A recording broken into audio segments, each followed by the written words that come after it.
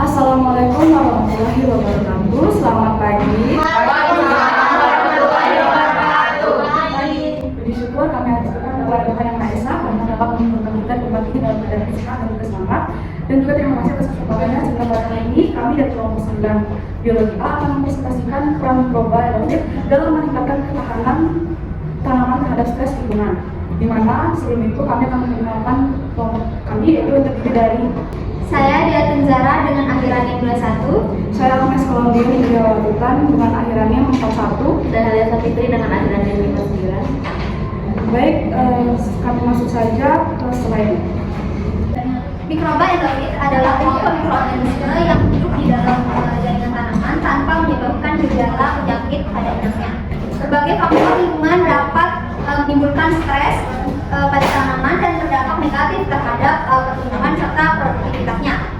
Stres tersebut dapat berupa kekeringan, tingkat salinitas yang tinggi, suhu ekstrim, paparan logam berat maupun serangan organisme patogen. Salah satu strategi alami yang berpotensi meningkatkan ketahanan tanaman adalah keberadaan mikroba endofit. Baik, itu tadi pendapat dari presentasi kami. Sebelum masuk ke dalam pembahasan, sedikit kami infokan bahwa berikut adalah yang akan dipaparkan dalam pembahasan dari berbagai jurnal yang didapatkan melalui web sekolah dan lain sebagainya. Di mana jurnal-jurnal tersebut kami cari dengan tema yang sesuai pada presentasi kali ini.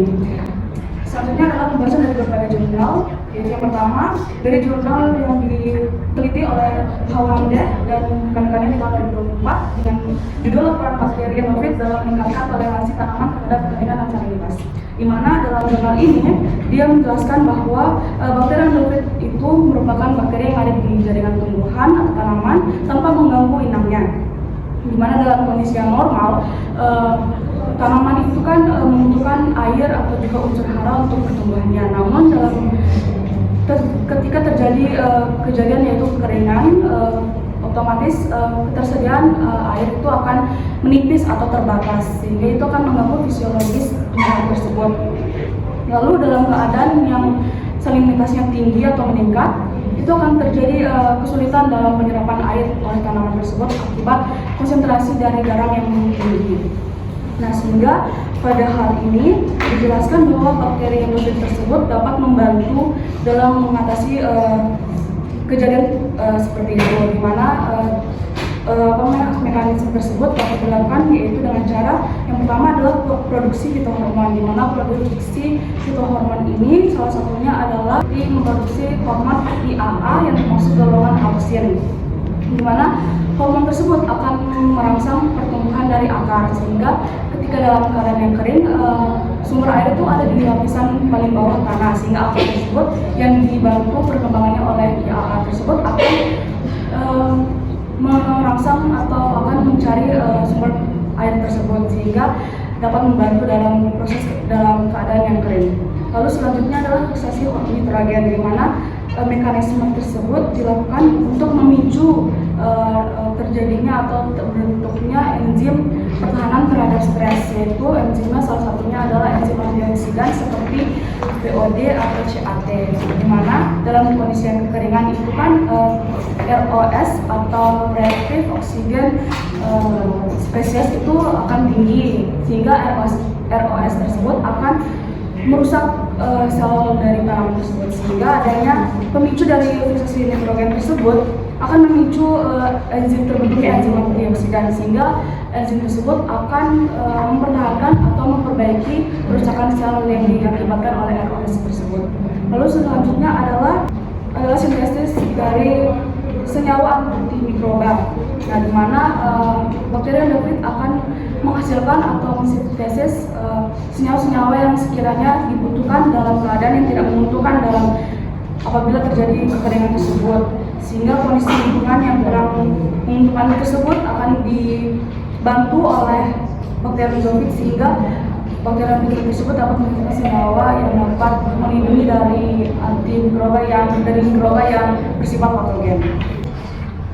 Selanjutnya adalah jurnal kedua yang dibahas yang diteliti oleh Karimian dan rekannya tahun 2025 yang berjudul peran Bacillus subclinicis dalam meningkatkan ketahanan tanaman Chickpea terhadap cekaman kekeringan. Pada jurnal ini itu sudah ada contoh dari bakteri tersebut, yaitu Bacillus savensis ini, di mana bakteri ini mampu meningkatkan ketahanan tanaman terhadap cekaman kekeringan. Tanaman tersebut adalah cipea atau kacang Arab, di mana mekanisme dari Bacillus savensis ini adalah meningkatkan biosintesis dari melatonin, hormon melatonin yang berfungsi sebagai antioksidan, sehingga membantu tanaman mengurangi kerusakan akibat stres dan mempertahankan fungsi fisiologisnya. Sehingga dari menggunakan biosintesis melatonin tersebut akan memicu juga, otomatis memicu juga ekspresi dari gen seperti SMAT, sehingga dalam hal ini dapat membantu tanaman cipea atau kacang Arab dalam cekaman kekeringan. Selanjutnya di sini saya akan menjelaskan tentang menjelajahi peran fungsional bakteri endofit dalam toleransi stres tanaman untuk pertanian berkelanjutan, keanekaragaman, mekanisme, aplikasi, dan tantangan dari jurnal Sen dan kawan-kawannya yang diterbitkan pada tahun 2026. Bakteri endofit merupakan mikroorganisme yang hidup di dalam jaringan tanaman tanpa menyebabkan kerusakan pada inangnya. Mikroorganisme ini mendukung pertumbuhan tanaman melalui produksi pita hormon, peningkatan ketersediaan unsur hara, serta produksi enzim ACC deaminase. Selain itu, bakteri endofit berperan dalam meningkatkan ketahanan tanaman terhadap stres biotik dan abiotik, serta berpotensi dimanfaatkan sebagai agen hayati dalam pertanian berkelanjutan.